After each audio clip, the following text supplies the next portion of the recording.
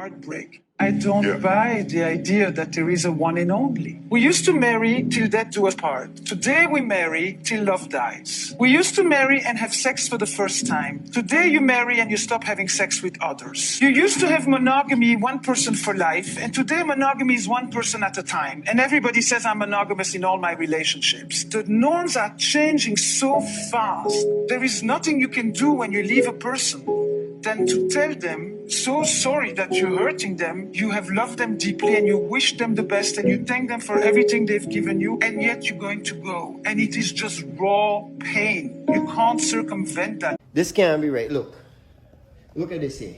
Where's in the sink? Look at this here. Look at this here. Look, and watch what she over here doing. Get that camera off and my look face. what she over here doing. Get that camera off my face. So I leave here since 5 this morning. Get that camera off my face. That's what you had to do. Jesus. Then you white Sarah. 5 this. I paying all the bills and I leave here 5 this. Look at your behavior. Look at your behavior, Jed. And look at your behavior. You nearly mash up my phone. No, Jed, don't touch my phone, Jed. You lucky I really want to do nothing, Jed. Do my what? What do you mean do something. Do something. Look, let's do something. What? Watch how you get on because somebody ain't cooked for you like a little fucking princess. I'm hungry. A little fucking princess. You know what? Food. You want fucking You see that? food. All you see what's going on? All you see what's going on? Every day. I see money in the house. I need food. I need sugar. Every day. Every day. Every fucking day. You see this thing here? Look at she behavior. Look. Chicken. Look. I need meat. You see this thing You here? pass KFC. You pass I don't eat that. You pass. I don't eat that. I don't give a and you could send this to Rose. Rose, I f***ing say your son is a f***ing coward. Marriage is a fucking diabolical leverage game in the United States. I'm just being honest. Devoid of religious significance or the idea of love, marriage is nothing but an awful contract that you shouldn't sign. Because you start out loving each other and then like 2 years later, you're just building a case against one another for a hypothetical court date that may or may not ever happen. Listen, bro, let me tell y'all something, man. And I'm going to take a different angle on this one. Yeah, she cutting up, she going ham. But what if this is a skit? The fact that we live in an environment where men have been raised by women for so long that they think it's a fun and games to let a woman disrespect them. You think about some of these skits we see, and I don't know if this is a skit, but just watching it, it put me in the mind of some of the skits I've seen. When you think about it, think about the world we live in where men don't mind being the butt of a joke where a woman is disrespectful like this, bro. How do we get here? We got here because years ago, women decided that they could raise their families on their own. And here's what happens. When you raise a family on your own as a woman, your boys go out into the world toxic, over-emotional, and ill-equipped to deal with the challenges of society. So they go out, end up going to prison, end up hurting people, end up robbing people, end up doing all types of things, end up not being able to make a relationship work, end up not being able to do a lot of things. And then you have the men out here in the society, once they get a certain age, we ain't worrying about them. They lost. My name is Zai. I'm 35 and I got 10 kids. Let's meet my kitties. My name is Zari and I'm 17. My name is Nyla and I'm 14. My name is Somalia and I'm 13 years old. My name is Jaya and I'm 11 years old. My name is Jayla and I'm 9. My name is Johari and I'm 8 years old. My name is Taylor and I'm 7 years old. My name is Jim and I'm 6 years old. Your name is Jordan and you're 2.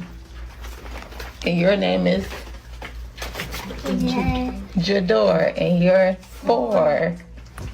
Most put a baby in a hoe change for the baby. But she still got her whole ways. She gonna go up on this baby daddy. Y'all don't know a hoe. So a hoe is looking for the right man, whether it's a trick or whoever, that'll change her life. But she'll evolve from what she was. So she'll play whatever role he put her in that's beneficial. Hoes is about benefits. It ain't got about feelings. It's about a benefit with a hoe. So a hoe put up with way more than what a woman will put up with for the benefits. A hoe don't care about the feelings. Now, if they was all by the same dad, she would have bragged about that. If they was all by a husband, she would have bragged about that. If she had a husband, she would have bragged about that. But we live in an environment where women are starting to feel like they should champion the fact that they're single moms. When I was growing up, bro, I never would have thought that we'd come to a day where women would proudly profess to be single moms. Like they wear it like it's a badge of honor, when technically speaking is a badge of dishonor. Especially if you're a woman with 10 kids. If you're a woman with 10 kids, let's say there's at least 3 men. You mean tell me you got 10 kids and not one of those 3 men was willing to stay with you? No! I don't know if this happens to anybody else, but the anger I get from making eye contact with a man is like so ridiculous sometimes. Look at the hives I just got, literally just from making eye contact with a man. I literally feel so disgusted. I feel like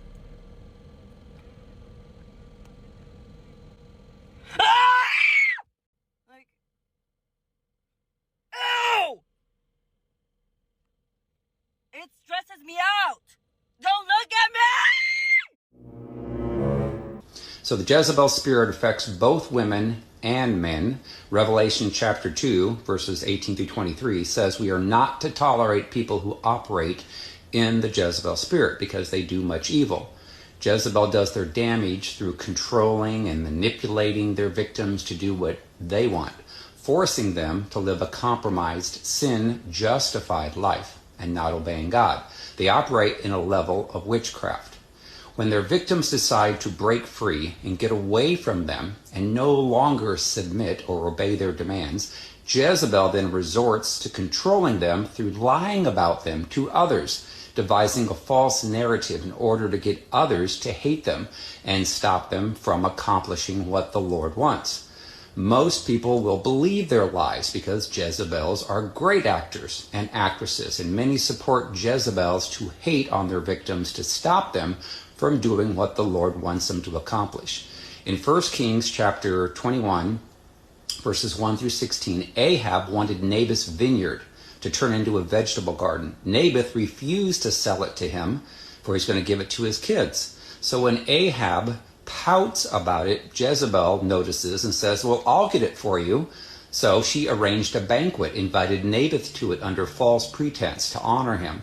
Instead, she had 2 scoundrels lie about him in front of everyone, saying that he blasphemed God and he came against King Ahab. So they took him outside, they stoned him, killed him, and then Ahab got what he wanted.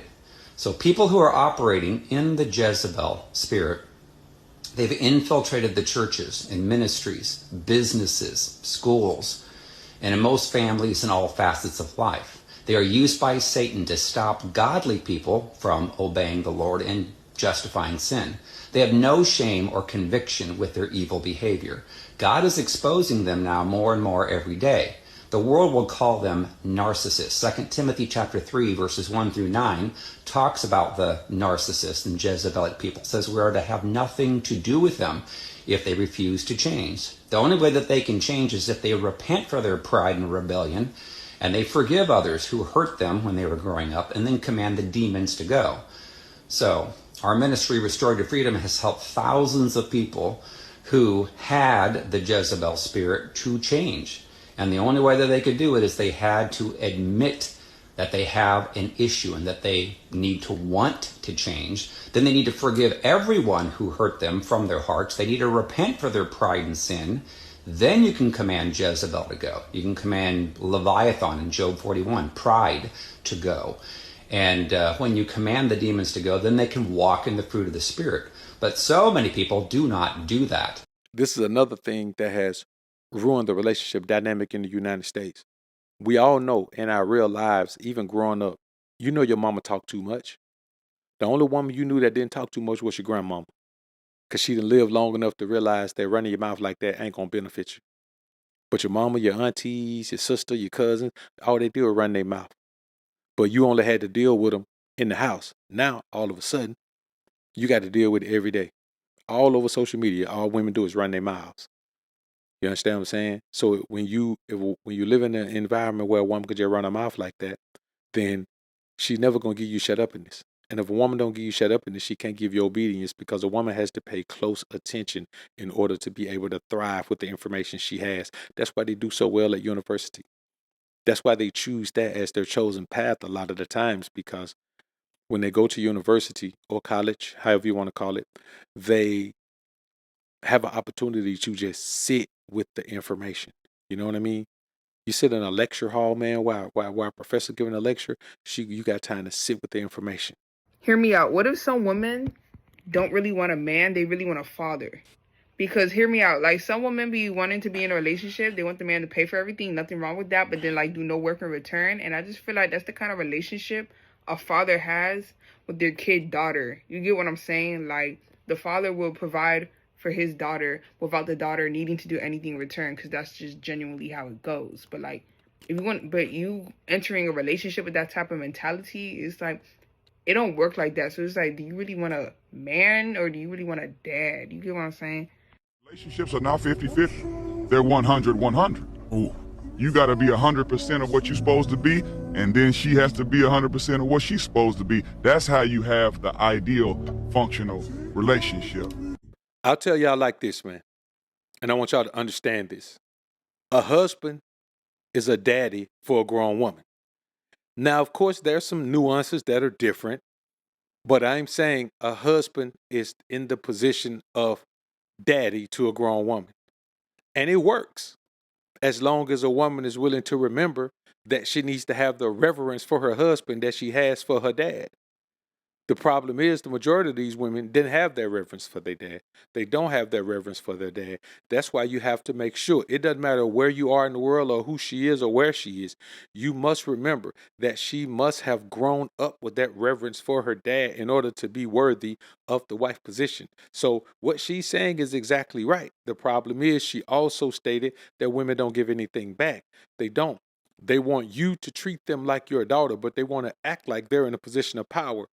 You know what I'm saying? They want you to care for them and provide for them and protect them like they're your child. But then when they come time to do what you tell them to do, all of a sudden they want to be a grown woman. And that is why the majority of marriages in the United States are failing. And every year the divorce rates get higher and higher, because women are allowing feminism to convince them that they have a leg to stand on in these things. You know what I mean? They are literally believing that they have a leg to stand on in these situations, when in reality, they just don't. They just don't. And a lot of times, I'll tell y'all like this. A lot of times we assume as men that a woman doesn't need to have that her mama can teach her how to be a good wife. We're not worrying about who taught her how to be a good wife, because here's the thing about a good wife. That depends on the man. A man determines whether a wife is good or not. She can be an amazing wife to one man, and then the next man be like, man, what that man saw in you. Or she could be a terrible wife to one man and be a perfect wife to the next man. Maybe the first man likes somebody that can cook and clean, and maybe the second man don't. He wants somebody who can get to some money. It just depends. What we're talking about is her understanding what her relationship to you should be. Has nothing to do with how she takes care of the house or what kind of mother she is or anything. The beginning of every relationship is defined by how a woman interacts with you. You can't allow a woman to interact with you in a way that's not respectful. You can't allow a woman to interact with you in a way that's going to make you feel like less than a man. And suddenly you have to prove yourself worthy of the treatment that you knew you deserved before you met her, but now she doesn't want to give you that treatment. You know what I mean? This is what we have to understand as men. There's no reason for you to forget that the traditional relationship roles are the only ones that work. If you're not in a position to be a traditional husband and she's not trained to be a traditional wife, it's never going to work. Y'all just playing around. Y'all might well leave each other alone. And this is for men who are looking for, I mean, we're all looking for, all of us who want a legacy. To think that we're in the United States and we as men believe that it makes sense for us to just be having baby mamas if we want a legacy, it doesn't. It doesn't. You're doing a disservice to your children if you don't grow up, if they don't grow up in the house with you. Now, I'm not saying they need to be in the house with you until they're adults, but they need to grow up in the house with you. You know what I'm saying? They definitely need to grow up in the house with you.